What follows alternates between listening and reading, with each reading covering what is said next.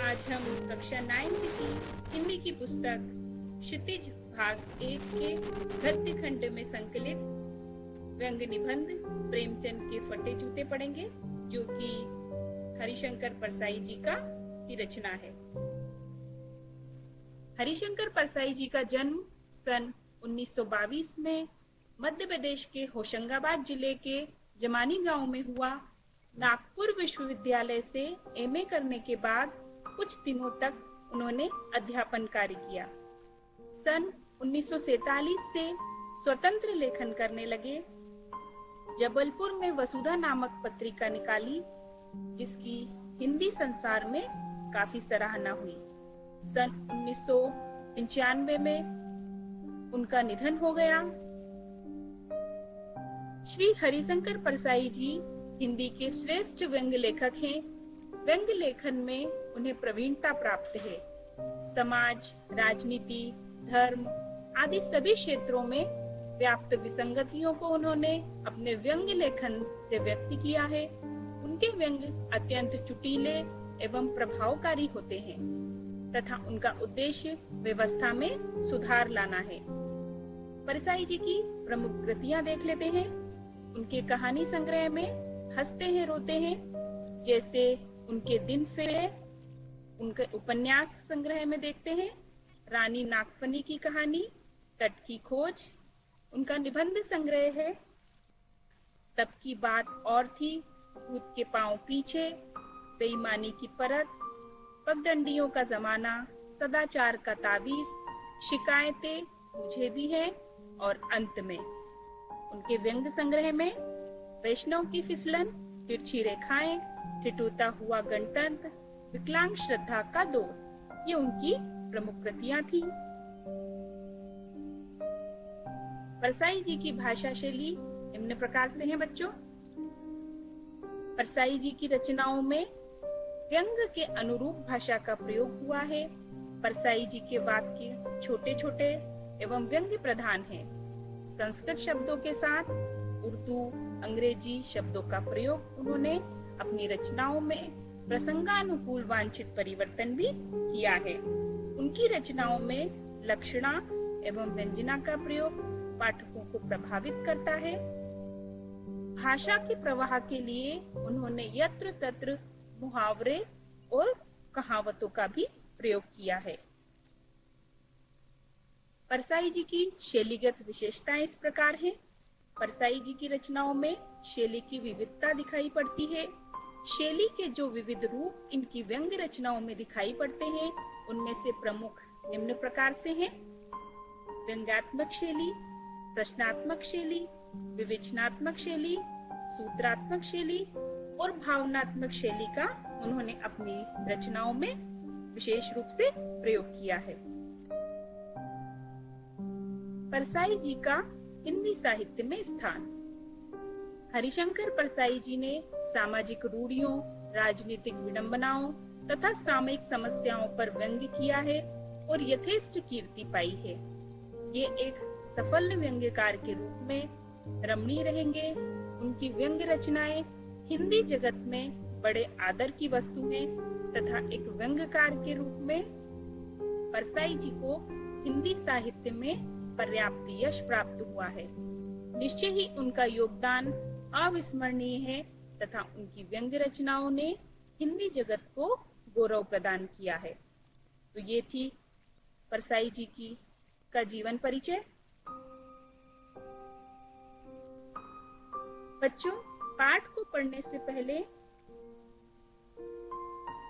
हम ये जान लेते हैं कि व्यंग्य क्या होते हैं। कुछ बच्चों ने तो इसका नाम भी पहली बार ही सुना होगा। तो सर्वप्रथम हम व्यंग्य विधा को जान लेते हैं। बच्चों, व्यंग्य का शाब्दिक अर्थ है कटुपहास करना या कटाक्ष करना। किसी को चिढ़ाने, दुखी करने या नीचा दिखाने के लिए कही जाने वाली ऐसी बात जो स्पष्ट शब्दों में ना होने पर भी अथवा विपरीत होने पर भी अपना अभिप्राय या आशय प्रकट करती हो, व्यंग्य कहलाती है। व्यंग्य साहित्य की एक विधा है जिसमें उपहास, मजाक, और इसी क्रम में आलोचना का प्रभाव रहता है। व्यंग एक माध्यम है जिसके द्वारा व्यंग्यकार जीवन की विसंगतियों, खोखलेपन और पाखंड को दुनिया के सामने उजागर करता है।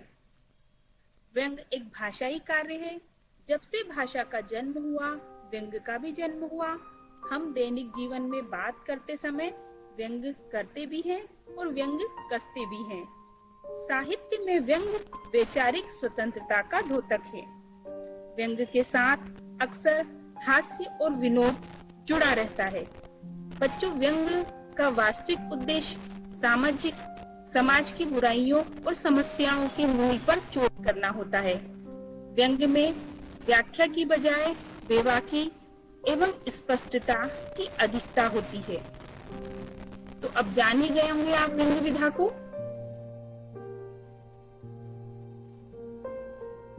अब हम प्रेमचंद जी के फटे जूते पाठ को पढ़ने से पहले प्रेमचंद जी के व्यक्तित्व को जान लें। प्रेमचंद जी का मूल नाम धनपत राय श्रीवास्तव, जिन्हें हम नवाब राय के नाम से भी जानते हैं और प्रेमचंद जी के नाम से भी उन्हें जाना जाता है। मुंशी प्रेमचंद जी सादा जीवन एवं सरल जीवन के मालिक थे। वे सदा मस्त रहते थे। उनके जीवन में विषमताओं और कटुताओं से वह लगातार खेलते रहे। सरलता, सौजन्यता और उदारता की वह मूर्ति थे।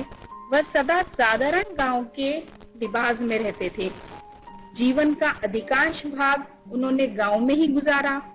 बाहर से बिल्कुल साधारण दिखने वाले प्रेमचंद अंदर से जीवन शक्ति के मालिक थे।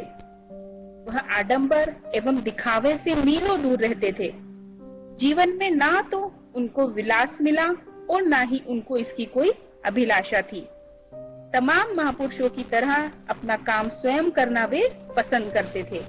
जीवन के प्रति उनकी अगाध श्रद्धा और आस्था थी, लेकिन जीवन की विषमताओं के कारण वह कभी भी ईश्वर के बारे में आस्थावादी न बन सके। धीरे धीरे वे अनीश्वरवादी बन गए। ये था मुंशी प्रेमचंद जी के व्यक्तित्व का सामान्य परिचय।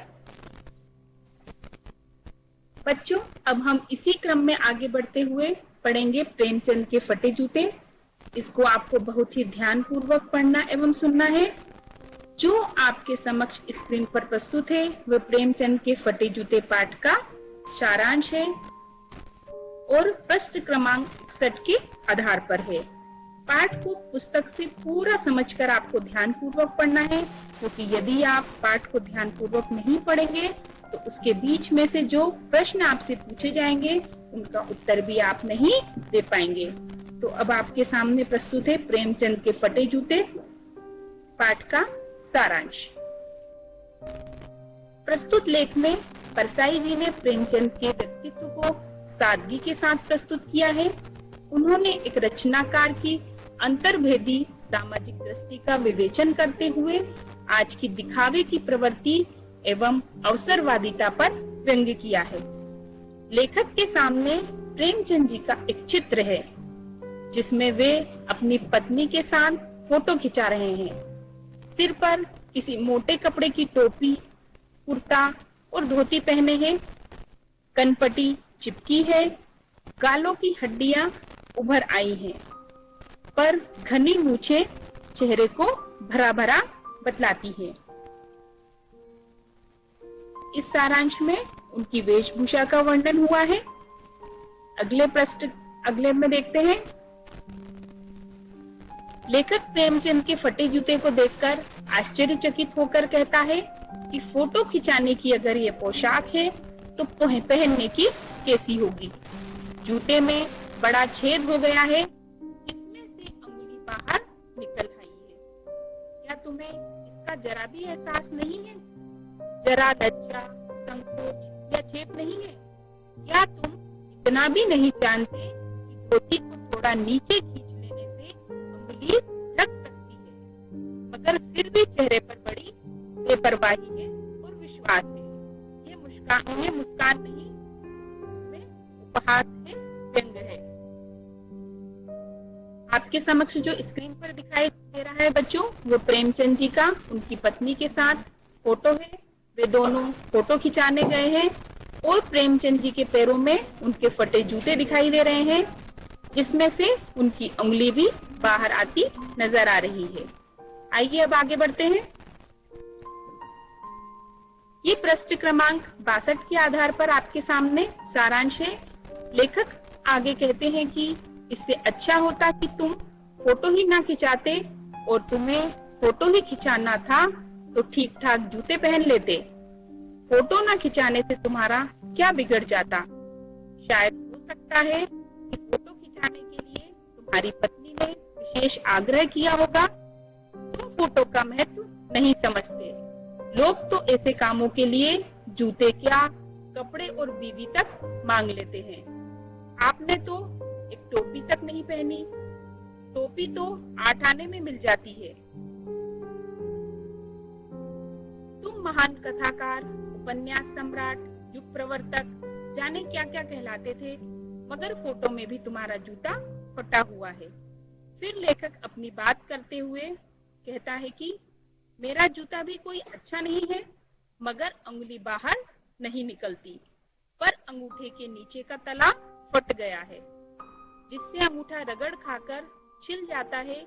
लेकिन तुम्हारी अंगुली दिखती है और तुम्हारा जूता फटा होने के बावजूद तुम्हारा पांव पूर्णतः सुरक्षित है। तुम पर्दे का महत्व ही नहीं जानते। हम पर्दे पर कुर्बान हो रहे हैं। बच्चों, ये सारांश का एक भाग आपको सामने जो प्रस्तुत था, उसी से संबंधित कुछ महत्वपूर्ण वस्तुनिष्ठ प्रश्न निकाले गए हैं। इनका उत्तर आपके समक्ष आपको देना है, जो कि सही विकल्प चुन करके आपको इसमें से लिखना है। पहला प्रश्न है, चित्र में प्रेमचंद किसके साथ फोटो खिंचा रहे थे? जिसके विकल्प आपके सामने हैं। पहला है पिता के साथ, दूसरे विकल्प में है बहन के साथ, तीसरा है पत्नी के साथ और चौथा है लेखक के साथ। यदि आपने पाठ को ध्यान पूर्वक पढ़ा है, सुना है, तो आप इसका उत्तर अवश्य चुटकियों में दे देंगे। मैं भी इसका उत्तर बता देती हूँ।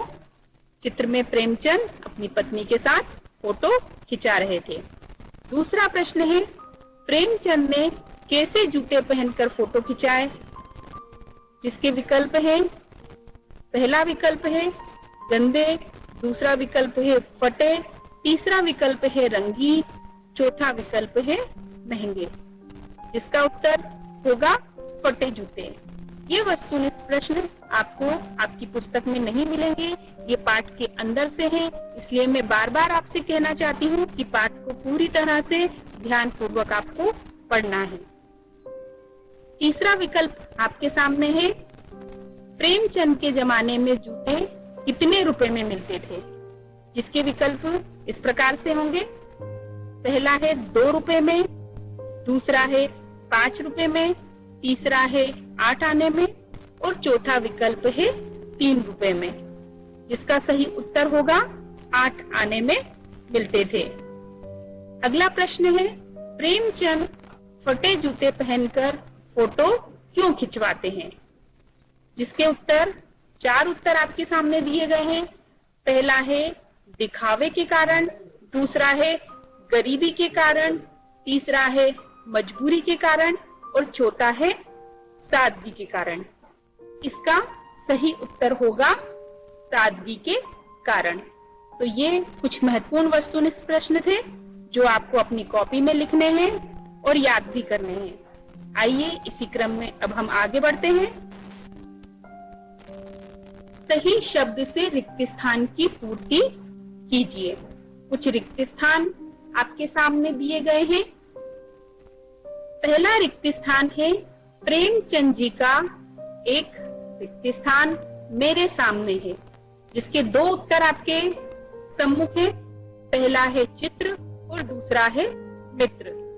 इसका सही उत्तर होगा चित्र। दूसरा प्रश्न है रिक्त स्थान का, वह है टोपी रिक्त स्थान आने में मिल जाती है। तो जिसके भी 2 उत्तर आपको दिए गए हैं, उनको छांट के आपको रिक्त स्थान की पूर्ति करनी है। पहले में लिखा है 8 आने में और दूसरे में लिखा है 7 आने में। यदि आपने पाठ को ध्यान पूर्वक सुना है तो आप इसका उत्तर देंगे, जिसका उत्तर होगा 8 आने में। तीसरा प्रश्न है, तुम्हारी रिक्त स्थान का इशारा भी समझता हूँ। इसके 2 विकल्प हैं, आंखों का और उंगली का। इसमें से सही उत्तर होगा अंगुली का इशारा भी मैं समझता हूँ। चौथा है, तुम्हारी ये व्यंग्य मुस्कान मेरे रिक्त स्थान को बढ़ाती है। इस रिक्त स्थान के भी 2 विकल्प आपको सामने दिए गए हैं, हौसले को या फासले को, जिसमें से सही उत्तर है हौसले को। प्रेमचंद जी एक रिक्त स्थान व्यक्ति थे, अभिमानी व्यक्ति थे या स्वाभिमानी? जिसका सही उत्तर आपको देना है। इसका सही उत्तर होगा स्वाभिमानी व्यक्ति थे। बच्चों अगला है, कुम्भन दास का जूता भी रिक्त स्थान आने में घिस गया था। कहाँ आने जाने में घिस गया था? इसके भी 2 उत्तर दिए गए हैं, अलीगढ़ या फतेहपुर सीकरी। जिसका सही उत्तर होगा फतेहपुर सीकरी। आइए आगे का सारांश हम देखते हैं, जो कि पृष्ठ क्रमांक 63 के आधार पर है। ये मैंने हर पृष्ठ क्रमांक के आधार पर छोटे छोटे खंड किए हैं सारांश के। इनको आपको लिख करके पूरा एक सम्मिलित करके पूरा एक सारांश तैयार करना है खंडों को जोड़ते हुए। तो 63 पृष्ठ क्रमांक 63 के आधार पर सारांश इस प्रकार है। प्रेमचंद जी को संबोधित करते हुए लेखक कहते हैं कि तुम फटा जूता बड़े ठाट से पहने हो, मैं ऐसे नहीं पहन सकता और फोटो तो जिंदगी भर इस तरह नहीं खिंचाऊं, चाहे कोई जीवनी बिना फोटो के ही छाप दे। यह राज मुझे समझ नहीं आया कि तुम्हारा जूता कैसे फटा। मतलब लेखक प्रेमचंद जी को संबोधित करते हुए कह रहे हैं कि मुझे ये राज बिल्कुल समझ नहीं आया कि तुम्हारा जूता आखिर फट कैसे गया। आगे लेखक कहते हैं कि क्या तुम बहुत चक्कर काटते रहे हो इसलिए तुम्हारा जूता फट गया है। लेखक उनसे प्रश्न कर रहे हैं। आगे बढ़ते हैं। प्रश्न करते हुए वो कह रहे हैं कि क्या तुम बनिए के तगादे से बचने के प्रयास में मीलों चक्कर लगाकर घर लौटते रहे हो, पर चक्कर लगाने से जूता फटता नहीं है। जिस तरह से तुम्हारा ये जूता फटा हुआ मुझे दिखाई दे रहा है, वो इस तरह से जूता फटता नहीं है, चक्कर लगाने से जूता घिस जाता है। तत्पश्चात लेखक एक दृष्टांत प्रस्तुत करते हुए कहते हैं कि कुम्भन दास का जूता भी फतेहपुर सीकरी आने जाने में घिस गया था। उसे बहुत अफसोस हुआ और उसने कहा, आवत जात पनैया घिस गई बिसर गयो हरि नाम। ये जो पंक्तियां कही गई हैं, इनका अर्थ है कि आते जाते पनैया अर्थात जूतियां तो घिसी गई, साथ ही हरि का मतलब भगवान का, ईश्वर का नाम भी भूल गया। तो ये थी इन पंक्तियों का अर्थ था। अब आगे बढ़ते हैं। पृष्ठ क्रमांक 64 के आधार पर जो सारांश है वो आपके सम्मुख प्रस्तुत है। प्रेमचंद जी को संबोधित करते हुए लेखक कहते हैं कि तुम पर्दे का महत्व नहीं समझते और हम पर्दे पर कुर्बान हो रहे हैं। यह राज समझ में नहीं आया। लगता है तुमने किसी सख्त चीज को ठोकर मारकर अपना जूता फाड़ लिया है। तुम उसे बचाकर भी उसके बगल से निकल सकते थे। जो तुम्हारा ये जूता फटा हुआ है ठोकर मारकर, तुम इसको बचा भी सकते थे और बगल से निकल भी सकते थे, पर तुम समझौता नहीं कर सके। सभी नदियां पहाड़ों को नहीं काटती, कोई रास्ता बदल लेती है या घूमकर निकल जाती है। मैं समझता हूँ, तुम्हारी अंगुली का इशारा भी समझता हूँ और यह व्यंग मुस्कान भी समझता हूँ। बच्चों, ये था आपके सम्मुख प्रेमचंद के फटे जूते का सारांश। अब इसी से संबंधित कुछ जोड़ियां जो कि आपकी स्क्रीन पर आपको दिखाई दे रही हैं, वो आपको मिलान करनी है। वह निम्न प्रकार से है। प्रेम प्रेमचंद के फटे जूते के सम्मुख लिखा है देसी जूतियां। इसका सही उत्तर क्या होगा वो आपको इसमें से ढूंढ के लिखना है। अगला है जनता का लेखक। इसके बाद है प्रेमचंद जी। इसके बाद है रास्ते पर खड़ा होना और उसके नीचे लिखा हुआ है पन्हैया। इसके सम्मुख कुछ उत्तर दिए गए हैं पर वो सही क्रम में नहीं है और आपको इन सही जोड़ियों को मिलाते हुए इसका मिलान करना है। मैं भी इसका उत्तर आपको बता सकती हूँ पर आप ये स्वयं करें तो ज्यादा अच्छा होगा। और यदि आपको इसमें कोई समस्या आए तो अपने विषय शिक्षक से मार्गदर्शन ले सकते हैं। कुछ कठिन शब्द आपके सामने दिखाई दे रहे हैं, वो भी आपको याद करना है और कॉपी में लिखना भी है। पहला है उपहास, जिसका मतलब होगा खिल्ली उड़ाना, मजाक उड़ाने वाली हंसी। आग्रह का मतलब है पुनः पुनः निवेदन करना। क्लेश का मतलब है दुख, पीड़ा या संताप। तगादा मतलब तगाजा। पन्हैया का मतलब देसी जूतियां। विसरना का मतलब भूल जाना। इशारा का मतलब संकेत करना। लहूलुहान का मतलब खून से लथपथ। नेम का मतलब नियम। परम का मतलब कर्तव्य। बंद का मतलब फीता। बेतरतीब का मतलब अव्यवस्थित। ठाठ का मतलब शान। बरकरार का मतलब बचाकर। पोशाक का मतलब परिधान, पहनने का कपड़ा। विचित्र का मतलब अजीब और न्योछावर का मतलब है समर्पित करना, कुर्बान करना।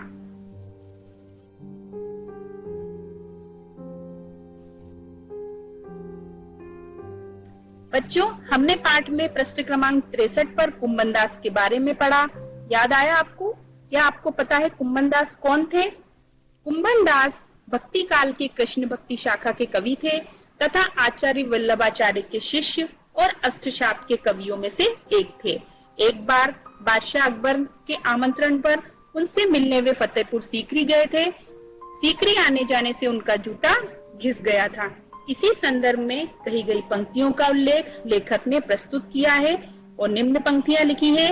आवत जात पन्हैया घिस गई बिसर गयो हरिराम, जिसका भावार्थ मैं आपको समझा चुकी हूँ। आइए आगे बढ़ते हैं। बच्चों, आपके सम्मुख निम्नलिखित गद्यांश के आधार पर आपको प्रश्न उत्तर दिए गए हैं।